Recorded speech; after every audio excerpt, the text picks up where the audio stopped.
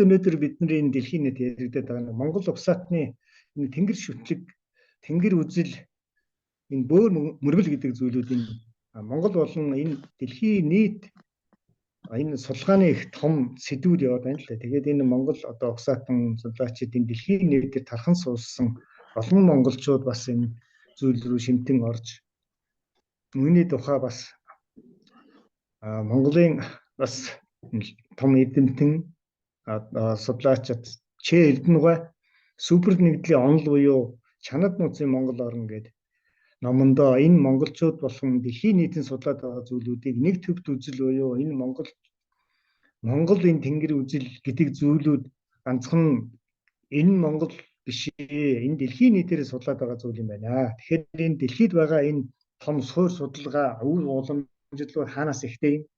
Тэгээд хаана очиад буцаад энэ тэг битүүрэх зарчим буюу энэ өв уламжлалууд ягаад нэг цэгээс эхэлж яваад буцаад төрөн дээр ирдэг юм бэ? Тэр зүйлүүдийг ерөөсөө энэ орчлон ертөнцийн энэ бүхэл зүйл математик гаргалгаа юм аа гэдэг зүйлүүдийг өөрөө хэлээд тэгвэл энэ бид нэр өнөөдөр дэлхий дээр юуг өвлүүлж авч байгаа юм? Энэ юуны тухай ярих хэрэгтэй бэ гэдэг зүйлүүдийг маш сайн тодорхой бичиж энэ олон дэлхийн судлаачдын бүтээлүүдийг нэгтгэхэд түүнийгээ бас нэг мөр одоо нэгтгэхэд төрөн дээр дүгнэлт хийгээд маш сайхан тайлбарцсан. Энэ дэлхийн нийтэд одоо өнөөдөр үнэхээр гайхалтай судлагдж байгаа. Тэгэхээр бид нэр өнөөдөр бас энэ тэнгэр эрдэм энэ хүрээл нь бас тэнгэрийн эрдэм гэж юу юм бэ гэдэг. Энэ тэнгэр гэдэг зүйлийг өөрөө ярихаар л олон улсад энэ маш том судалгаа болдог.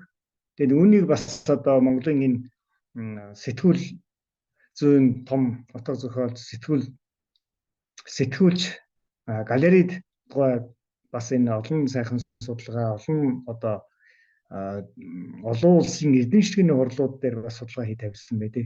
Тэгээ өнөөдөр би танаас бас тэр судалгаануудын талаас ер нь тэнгэр гэдэг одоо энэ үзэл шүтэг гэж юу юм бэ гэдэг талаас нь бас энэ судалгаа хийсэн талаас танаас бас ярилцъя. Тэгээ та нар ч гэсэн бас олон сайхан ном зохиол юм уншсан байх.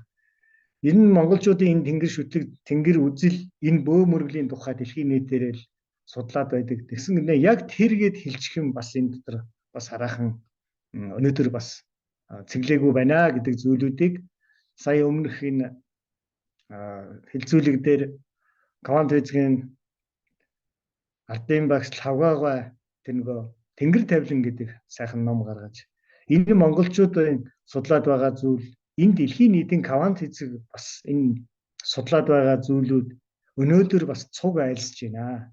Тэгэхээр энэ дэлхийд бол хамгийн анхаарлын төвд байгаа энэ судалгаанууд өөрөө энэ хэл шинжлэл шашин судлал түүхийн судлаачдын хамгийн гол одоо судалгаа мөн энэ философичдын хамгийн том судалгаа нь бол энэ тэнгэр судлал юм болоо гэж хэлсэн байдаг. Тэгэхээр ингэ тэнгэр судлалын тухай бас энэ олон судлаачд одоо ер нь бидний энэ сүүлийн судалгаанууд бол 1921 оноос хойш энэ Брэдийн судлаач Хангалов гэдэг энэ хүн бас энэ тэнгэртэй холбоотой 99 тэнгэрийн судалгааны тайллууд тэр дотор энэ тэнгэрийн тухай гарч байгаа зүйлүүдийг бас Монголын нууц товчонд байгаа зүйлүүдтэй давхар судалж гаргаж ирсэн бас том судалгаанууд байдаг.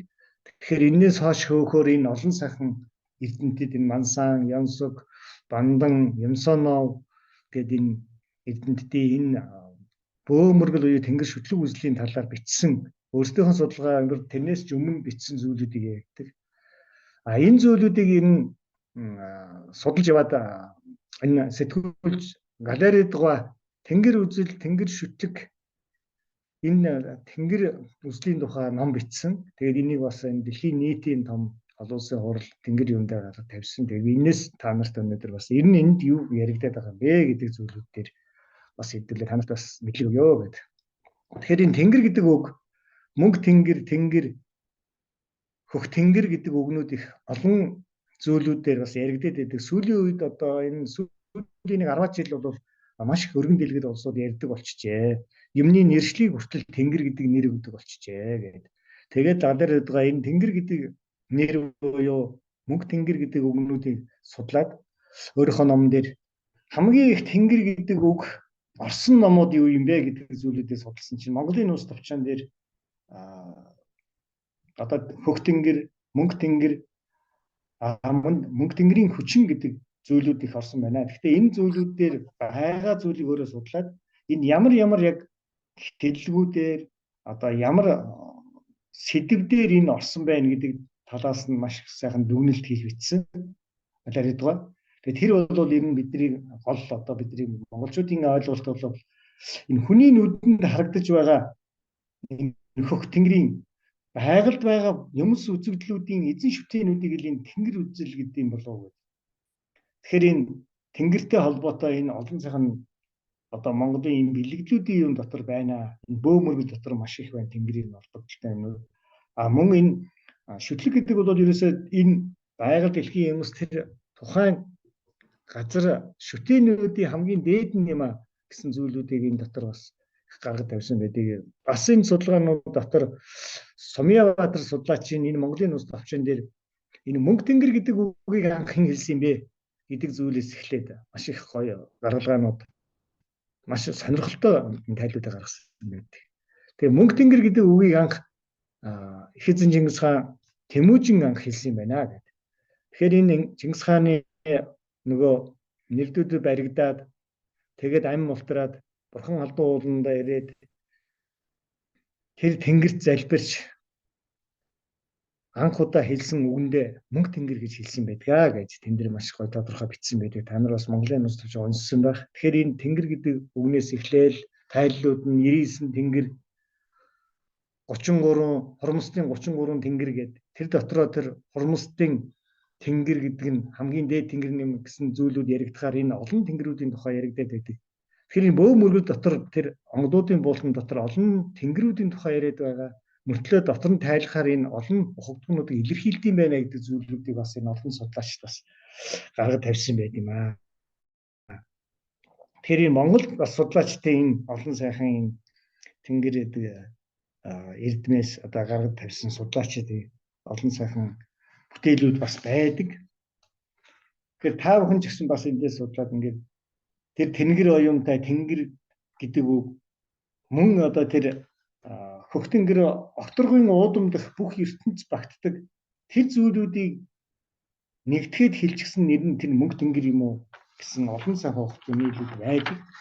Тэгээд энэ олон сайхан судалгаанууд энэ номууд ингээд уншаад явж хахаар энэ монголчуудын тэнгэр харьцаа буюу энэ монголчууд тэнгэр гэдэг зүйлийг бас зад барих энэ аргатай ойрхон хэрэгжилж ирсэн. Түүгээрээ бас энэ байгаль амьдрал ахуй дээрээ бас түүнийг одоо баталж исэн ийм түүхүүд бас байдаг.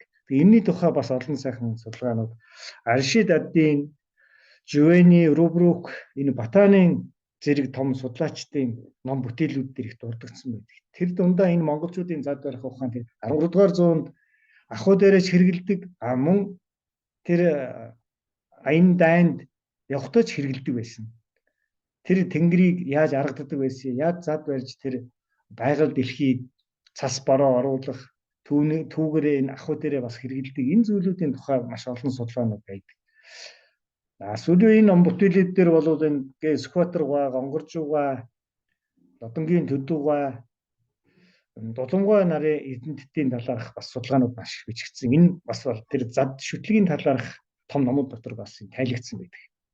Эдний тухай номнуудаас хамгийн сүүлд нь тэр Болдотер гэдэг. Тэр хүний тэр зад шүтлэгийн тухай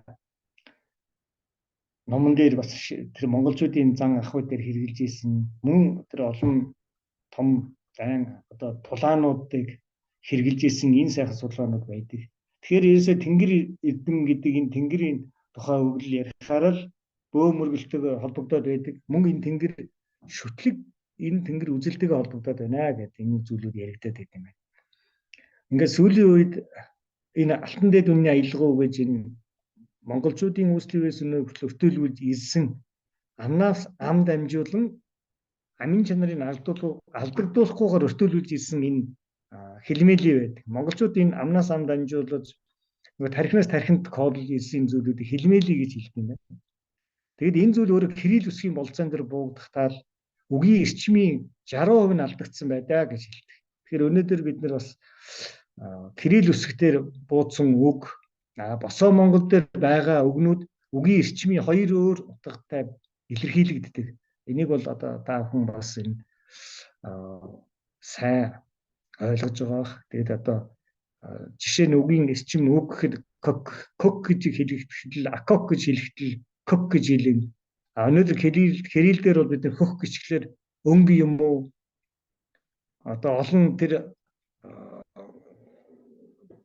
зургийн юм илэрхийлээд байгаа мөн гэдэг зүйлүүдээ яригдахаар монголчууд бол эрчмийн ямиг кок гэдэг энэ том хэлмээлийн том судрууд дээр яригддаг гэдэг. Кок нуруутууд кох эрчим гэдэг зүйлүүдийг яригдаад байхаар бид нар өнөөдөр энэ зүйлүүдийг бас нэг талд нь судалгаа болгож гаргаж бас энэ таньж мэдэх зүйлүүдэд нэг болох ийм сайхан боломжтой өнөө цагт бас ярилцаж байгаа да.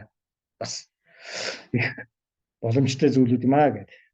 Тэгэхээр энэ алтан дээр үнний аялгау бол монголчуудын тэр үүслийн үе буюу дөнгөж хүн үүснээс эхлээд энэ байгаль дэлхий энэ амьтан амьгүй бүхэн мөнх тэнгэрийн зарилгаар оршин байна гэж эзэн Чингис хааны хэлсэн үг хөтлийн дотор бас баталгаа байна тий. Тэгэхээр энэ хорвоодлогын тэр байгаа юм өөрөө амьтан амьгүй бүхэн мөнх тэнгэрийн зарилгаар оршин байд юм байна гэсэн. Тэгэхээр энэ байгаа бүх зүйлийг хорвоо гинэ, байгаагийн таниул ертөнц болон байлгаж байгаа нь тэнгэр буюу та бидний 7 дээд эцгийн зүг юм аа гэж хэлсэн зүйлүүд нь өөрөө энэ номын энэ өөрөө сургалтын болох энэ ахуй зүйлүүдийг илтгэлээд яваад байдаг. Тэгэхээр энэ бид нар энэ монголчуудын хэлэгдээд байгаа энэ олон сайхан тооны бэлэгдүүд 99 тэнгэр, 33 орон нутгийн тэнгэр, 90 арга, 90 цэвэр, 9 ухаан ингээ монголчуудын тэр 72 суутад энэ дандаа тооны бэлэг дээр энэ суу ухаан энэ монголчуудын өөрийнх нь энэ үгийн эрчмүүд нь дандаа дотроо нууцлагдсан энэ кодуудтай байна. Тэгэхээр тайлхлаар бидэнд маш энгийн мөртлөө яг амьдралаасаа таньж тайлаад томьёолоод мөнх тэнгэрийн гэрлийн нэгдлийн хуулиар тайл томьёолсон зүйлүүдээ бид нар тэнгэр эрдэм гэдэг юм болов. Тэгэхээр юудаа тэнсэхгүй тэр юм байна. Тэрийгээ бид нэр дээд шүтэн гэдэг юм байна. Тэр зүйлүүд нь өнөөдөр судалгаа болоод энэ дэлхийн нийтээр гайхалтай байгаа болов уу гэж энэ судалгааныхаа явцад бас